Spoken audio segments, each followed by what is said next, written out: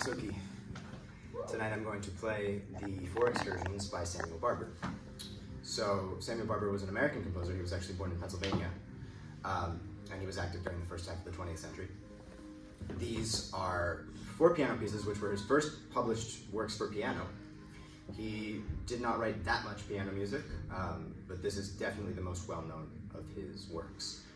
And part of the reason for that, I think, is because it's pretty idiosyncratic. It's not similar to most of his other pieces. He was generally he was a modernist composer. He was writing in the 20th century, and he was pretty straightforward. These pieces are incredible and unique in that they combine the language of 20th century classical with, in each piece, a different style of American popular music that existed at the time that Barber was writing. And he didn't do this a lot in a lot of his other music, but he just does it masterfully in this, and it makes these pieces so interesting and beautiful. So I think that Barber was a very important American composer and very influential to composers that came after him, like Aaron Copland, who I'm sure you know, Leonard Bernstein, and he was very important towards developing the kind of American style. There was, composers like to invent national styles based on their country of origin, and the American style was something that developed particularly during the 20th century. You could also say that Dvorak was an influence, even though Dvorak wasn't actually American. Obviously, he was Czechoslovakian. He moved to America and he started writing his music that he claimed was American. But after him, there was a generation of American composers who defined this sort of style, and Barber was really important. I think that Barber is also an underrated composer in that respect, because he's not as well known as Copland or Bernstein, but he was very important towards both of their languages and the entire idea of sort of American music in the first place. And so this begs the question, what exactly is American music? And that's a difficult question to answer, but I think that the folk element, which we find here in the Excursions, as well as in pieces like Appalachian Spring by Aaron Copland, a lot of stuff by Leonard Bernstein, all kinds of things. That's a very important part of what American composers considered to be, their own style, was drawing from folk music, which was such an important tradition for American music for such a long time. Both, farmer music, folk songs, black music, which was a very important tradition that developed in the U.S. And created jazz, blues, an entire, diaspora from which Barber borrows very heavily in these pieces. And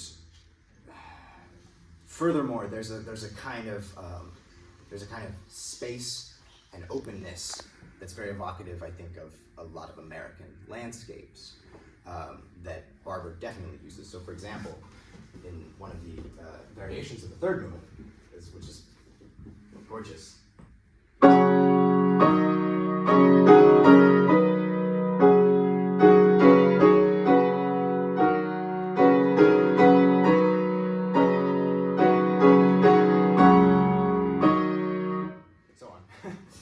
It's this incredible kind of just like space and majesty that people associate with American landscapes, and that was something that Barber really drew on, I think.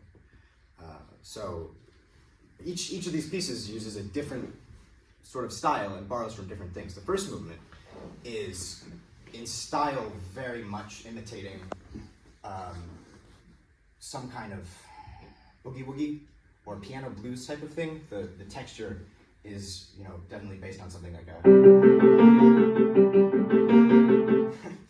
kind of repeating pattern like that. We have this ostinato. The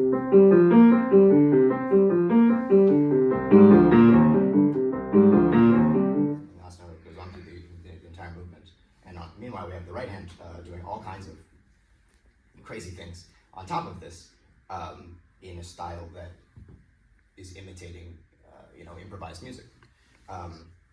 So he uses this type of rhythmic and improvisatory style while also using harmony that is very interesting and very modern. So, for example, we have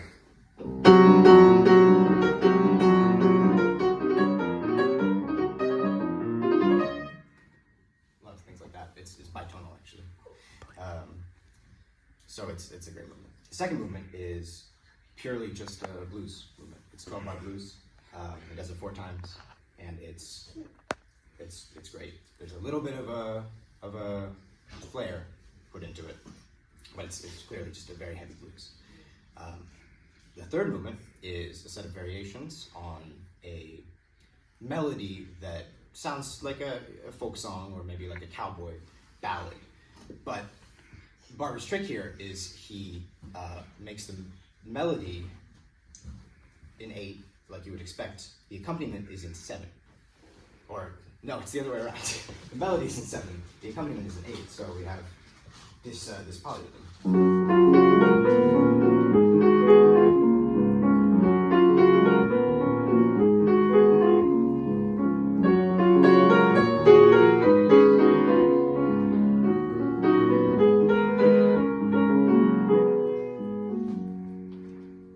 It's beautiful, it goes on.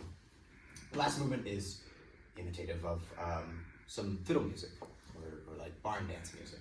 And we have this effect of like a kind of a chorus and a solo, which sounds definitely like a fiddle. In the very beginning of the movement, we just have